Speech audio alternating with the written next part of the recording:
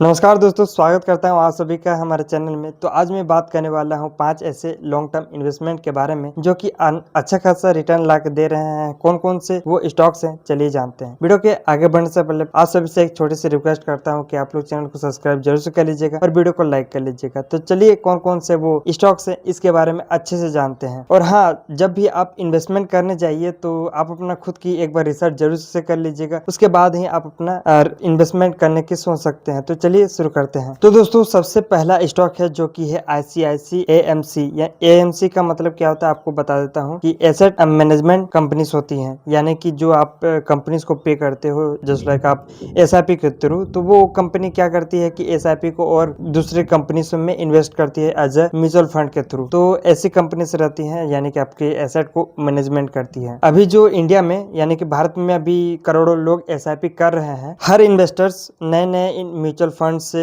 जुड़ रहे हैं और जैसे जैसे लोगों की इनकम बढ़ रही है वैसे वैसे भी लोगों का इन्वेस्टमेंट भी बढ़ता जा रहा है। और यही कारण है कि जो एसेट मैनेजमेंट कंपनीज हैं वो फ्यूचर में अच्छा खासा रिटर्न ला के देती हैं। और अगर आने वाले 10 साल में भारत में जो इन्वेस्ट उसको यदि बढ़ती है तो इसका भी फ्यूचर बहुत अच्छा खासा बढ़ने वाला है। इस स्टॉक की सबसे बड़ी स्ट्रेंथ है स्ट्रॉन्ग ब्रांड का होना, म्यूचुअल फंड इंडस्ट्री का ग्रोथ करना, लगातार बढ़ती SIP और लॉन्ग टर्म ग्रोथ का बड़ा मौका है। और यदि भारत की जो इकोनॉमी है वो तेजी से बढ़ती है तो ये जो AMC कंपनी से यानी कि AMC सेक्टर है ये तेजी से आगे बढ़ेंगी। अब दूसरा स्टॉक है जो कि है आनंद राठी वेल्थ लिमिटेड। देखिए, इसको हम आसान भाषा में यदि कहेंगे तो देखिए ये जो आनंद राठी वेल्थ लिमिटेड है ये देखिए बड़े लोगों का जो पैसा रहती है उसको मैनेजमेंट करती है। जस्ट लाइक आप ऐसे समझ सकते हो कि वो एडवाइजर कंपनी है, यानी कि बड़े लोग होते हैं उनके पैसे को कैसे मैनेज करते हैं ये कंपनी उसको बताती है कि यहाँ पे इन्वेस्ट कर सकते हैं। ऐसे इनका काम रहता है। देखिए, अभी जो भारत में अभी मिलियनर्स की जो नंबर्स है वो बहुत तेजी से बढ़ रही है, यानी कि जैसे जैसे मिलियनर्स बढ़ेंगे वैसे वैसे इस कंपनी से की डिमांड भी बढ़ेगी। क्यों? क्योंकि उनके जो वेल्थ है यानी कि उनके जो पैसे हैं उनको मैनेजमेंट करने के लिए या फिर उसको गाइड करने वाले, यानी कि उसके पैसे को कहाँ इन्वेस्ट करें, कितने इन्वेस्ट करें, कैसे इन्वेस्ट करें, इन सारी चीजों के बारे में ये कंपनी रहती है। वो इनको सजेस्ट करती है कि आप यहाँ पे इन्वेस्ट करो, ऐसे इन्वेस्ट करो, इतना फायदा मिलेगा, इतना रिटर्न मिलेगा। ये सारी चीजें यही कंपनी उनको प्रोवाइड करती है और यही कारण है कि ये एक फ्यूचर प्रूफ स्टॉक बनता है। और इस कंपनी का बहुत सारे खास बातें हैं जो कि है एसेट लाइट बिजनेस भी है, इसमें डेप्थ कम है, अच्छा प्रॉफिट मार्जिन भी है और लगातार ये इस कंपनी में रेवेन्यू जनरेट हो रही है, यानी कि बढ़ रही है रेवेन्यू इसकी। और ऐसी जो कंपनीज रहती हैं ना कि इसको कहीं भी इंडस्ट्री लगाने की जरूरत होती है, ना फैक्ट्री लगाने की जरूरत होती है, नहीं कुछ भी नहीं जरूरत होती है। बस केवल इसको एडवाइस करनी है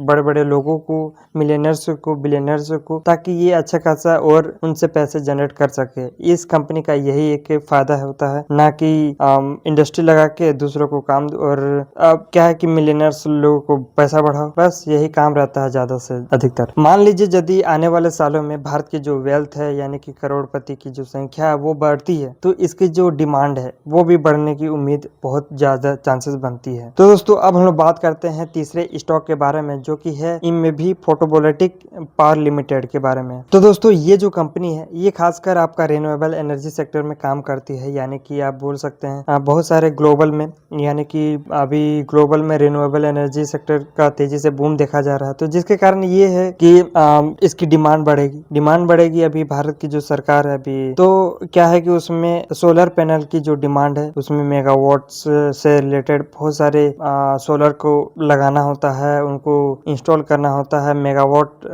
जनरेट करनी होती है, बिजली जनरेट करनी होती है, उन सारी चीजों को ये फुलफिल करती है। और ये जो कंपनी है जो कि है आपका सोलर को ये बनाती है, बेसिकली बात करेंगे तो सोलर को ये बनाने के काम करती है। जैसे जैसे अभी बनाएगी तो इसका जो फ्यूचर डिमांड है उस उसी हिसाब से बढ़ेगी। अभी सरकार की डिमांड भी बढ़ रही है तो इसका भी डिमांड बढ़ रही है। तो इसी चलते बनाने वाली की जो कंपनी रहती है वो डिमांडेड में ही रहती है। और यदि सोलर इंडस्ट्री यदि बढ़ती है, यानी कि सोलर का जो इंडस्ट्री है वो बढ़ती है तो इसका जो डिमांड है उसका भी बढ़ेगा और डिमांड बढ़ेगा तो इस कंपनी को भी फायदा मिलने वाला है। तो दोस्तों, मैं इस कंपनी के बारे में थोड़ा सा और ब्रीफ में बता दूं कि ये और ग्रोथ कैसे कर सकती है, क्या क्या उसके फंडामेंटल्स कैसे है, क्या काम करती है, किस प्रकार से करती है, कहाँ से लाती है, कैसे करती है, इन सारी चीजों के बारे में बात करूंगा। तो इसमें जो जो प्रोजेक्ट रहती हैं इसमें गवर्नमेंट का सपोर्ट भी रहता है और फ्यूचर में क्लीन एनर्जी की डिमांड बढ़ेगी तो इसका भी एक डिमांड बढ़ने वाली है इस कंपनी का। और ये जो कंपनी है ये सोलर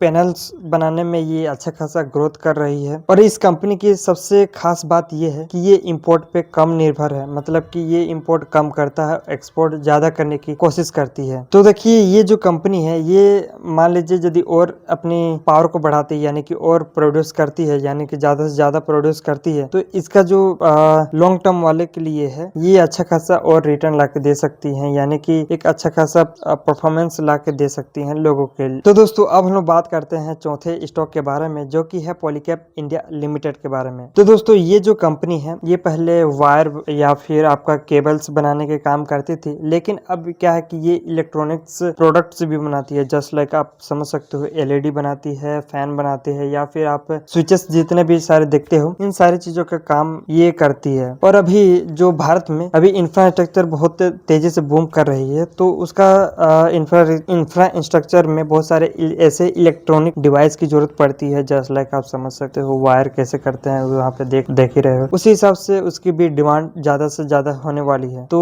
इसमें बहुत सारे जैसे कि आप सड़क हो, बिजली हो, या फिर बहुत सारे ऐसे चीजें हैं जिसकी डिमांड है वो सारे ये फुलफिल करती है। और देखिए इस कंपनी की सबसे बड़ी ताकत ये है कि ये एक स्ट्रॉन्ग ब्रांड है और ये मार्केट लीडर भी है और लगातार ये इसकी जो सेल्स है वो इंक्रीज कर रही है और इसका अच्छा प्रॉफिट ग्रोथ भी है और इसका स्ट्रॉन्ग डिस्ट्रीब्यूशन नेटवर्क भी है, यानी कि जगह जगह पे स्टोर खोल के रखे हुए हैं, जिससे कारण ये होता है कि कंपनी बनाती हैं और जगह जगह पे सप्लाई करती हैं। तो ये अच्छा खासा हो सकता है आपके लिए भी। और लॉन्ग टर्म वालों के लिए यानी कि लॉन्ग टर्म इन्वेस्टर्स वालों के लिए ये एक अच्छा खासा अल्टरनेटिव निकल कर आता है। तो दोस्तों अब हम लोग बात करते हैं पांचवे कंपनी के बारे में, यानी कि पांचवे स्टॉक के बारे में जो कि है आपका राघव प्रोडक्टिविटी इनहेंस लिमिटेड के बारे में। तो दोस्तों ये जो कंपनी है इसके बारे में थोड़ा सा मैं ब्रीफ में बता देता हूँ। तो ये जो कंपनी है ये देखिए अधिकतर इस्तेमाल करती है, ये बनाती है जिसके बारे में होते हैं सेरेमिक टाइल या फिर ग्लास और पेंट, ये सारी चीजें बनाती हैं जो कि इसको इंडस्ट्रियल डिमांड के अनुसार में बनाती हैं। तो दोस्तों इसको और थोड़ा सा इनहेंस करके और बता देता हूँ कि जो अभी भारत के जो और कंस्ट्रक्शन मतलब और की इंफ्रास्ट्रक्चर डेवलपमेंट हो रही है उसमें इसमें काम होता है। तो क्या काम करता है, कैसे काम करता है, चलिए इसके बारे में और थोड़ा सा जानते हैं। देखिए रियल एसेट जो है ये